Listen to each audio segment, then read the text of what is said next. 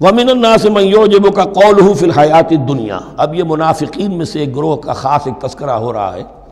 ایک منافق تو ہوتے تھے کہ جو عام ہیں، ان کی زبانوں پر بھی نفاق واضح طور پر ظاہر ہو جاتا تھا، اور ایک قسم کے منافق وہ ہوتے تھے بڑے چاپلوس، چرب زبان، کہ ان کی گفتگو دیکھیے تو وہ تو بڑے مخلص ہیں اور بڑے ہی فداکار ہیں اور بڑے ہی آپ کے ساتھ ان کا تعلق جو ہے وہ نیک نیتی پر مبنی ہے۔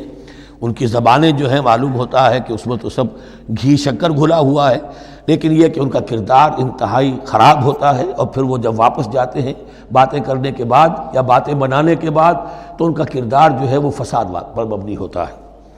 وَمِنَ النَّاسِ مَن يُعْجِبُكَ قَوْلُهُ فِي الْحَيَاةِ الدُّنْيَا، اور لوگوں میں سے ایسے بھی ہیں جن کی باتیں تمہیں بڑی اچھی لگتی ہیں دنیا کی زندگی میں۔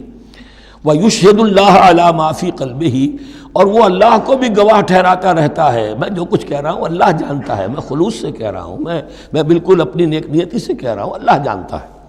وَهُوَ أَلَدُّ الْخِصَامِ، حالانکہ فی الواقع وہ دشمن ہے بہت سخت، الد بہت شدید، اور خصام خصم دشمن کے لیے آتا ہے۔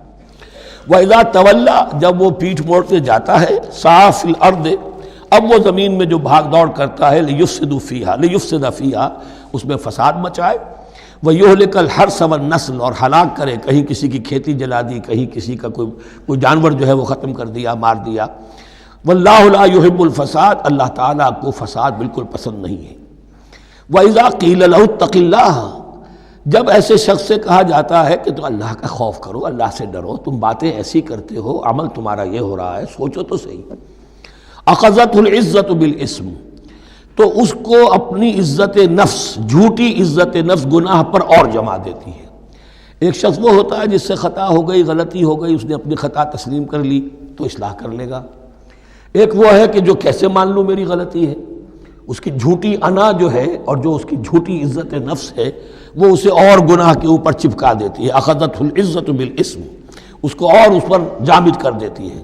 فحسبہ جہنم، تو اس کے لیے تو اب کافی ہے جہنم ہی۔ وَلَبِئْسَ الْمِہَادُ، اور یقیناً وہ بہت برا ٹھکانہ ہے۔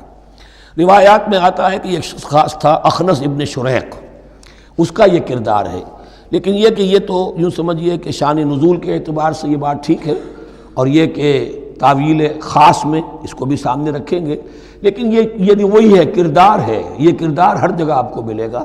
اصل میں کردار کو پہچاننا چاہیے، اور اس کے حوالے سے اللہ تعالیٰ سے ہدایت طلب کرنی چاہیے کہ اس کردار سے اللہ تعالیٰ ہمیں اپنی حفظ و ایمان میں رکھے۔